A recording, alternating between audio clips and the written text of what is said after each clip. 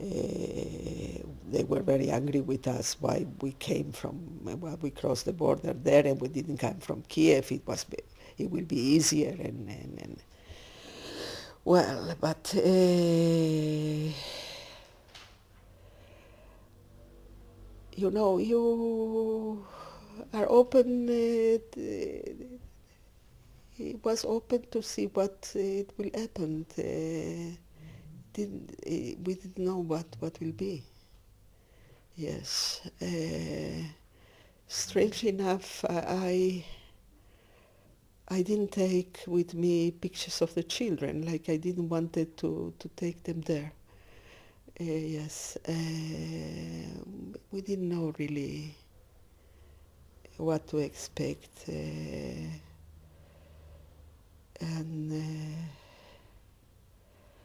I remember that we met an old Jewish woman in one of the markets in a village, and there were several Jews who were working in the market, and they didn't even understand what is the camera. They said to me, "What is holding there? What is it?" And yes, and she said to me, I spoke with her in Yiddish, and how much they pay you to come here? And I said, no, they don't pay you, we pay. Why? She said, why? It was funny. I have a picture of her. And but what Aaron came to terms that the Chernovitz and is inside him, is not what is now, and that he was inside him, and all what you see is. And really it's wonderful to see the nature there, because it was not, well, of course for him it was not strange, but for me it was. And there are parts, beautiful fields, and the Carpathians are blue. Yes, they have a blue light, yes. And the slopes and the fields and the greenery, and to think that all these terrible things happened in beautiful surroundings, not in the winter when everything was covered with snow and ice. And, yes, but we had a guide also. We must have a guide. It was one of the things, of course, in the beginning, just for to see what she's telling about things that a good woman. Then it was interesting. In the end, she just came with us. Yes.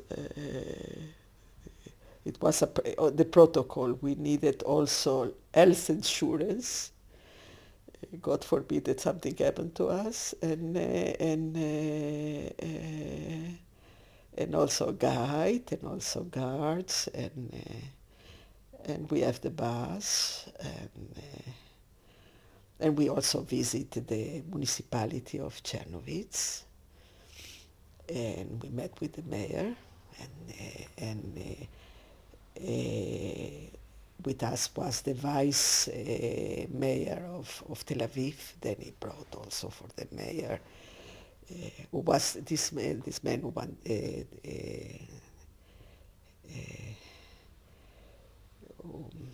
wanted to see the village before. And it was a strange meeting, but what I realized that Chernovitz was part of the Habsburgs of the Austro-Hungarian Empire, And the municipality looks very much like in Prague, like in Graz, with the Habsburg city, and the central post office looks exactly like in Graz, even more beautiful, because the municipality of Chernobyl have also statues in the front, but it's exactly the same. When you enter inside, you have the same feeling. Yes, and also it was a mural, a mosaic, depicting Bukovina like a bride becoming part of the Hungarian Empire. Yes, it was in the late 70s, the 18th century. Yes, and and the culture, the Jews in Chernobyl were very much attached to the German culture, to the Austrian culture, and the Franz Josef, and it was, yes, and even now when it became Romania after the Second World War, Jews still they spoke German, and even today it was a big convention of they came from Bukovinians from Chernobyl and in Tel Aviv here in a big hall, and it was very. They are people of Chernobyl, of Bukovina. They are proud of their city and of their heritage. Those who were left, yes. And they came with the children and the grandchildren. Aaron received a diploma as beloved of Bukovina, yes. And therefore it was also the Romanian ambassador speaking about, even Chernobyl is not now Romania, is Ukraine, the Ukraine. And then the head of the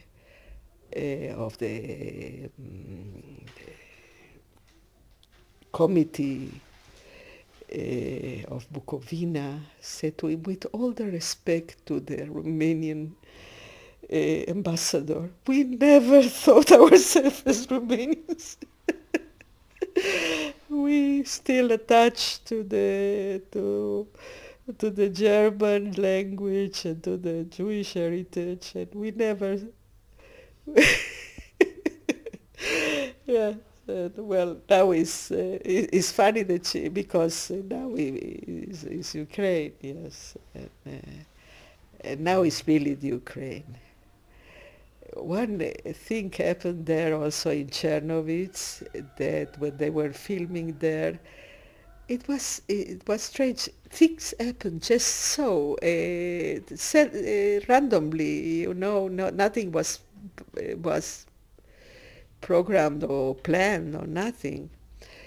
That one of the people of the crew say, Appelfeld, come here, and a woman crossing by, she heard Appelfeld, and she says, Appelfeld? Who is Appelfeld? Where is Appelfeld? And they says, Aaron Appelfeld? And they said, yes, this is Aaron Appelfeld. And she said, she was a poet, Ukrainian poet, and she she reads, and she was reading now Katerina, translated into Ukrainian. She was reading in the radio, and she was so excited about it that to meet Aaron. And afterwards, all the Ukrainian writers came to visit us to the hotel, and they sit. And, yes, and we meet there. it was also a Yiddish writer there also, and it's surrealistic really, so because things that you cannot believe that they are happening to you. Yes, and it's one of the episodes. Yes, but always it was another surprise and another thing, and also the interaction between the people who were with us, and it was we left after 2 weeks. We went back, and the crew still were. They went further inside the area of Transnistria. They had very shocking experiences there, and they came back, and when we left, before we left the strange guest house in the sport field, and we left the guides and the guards,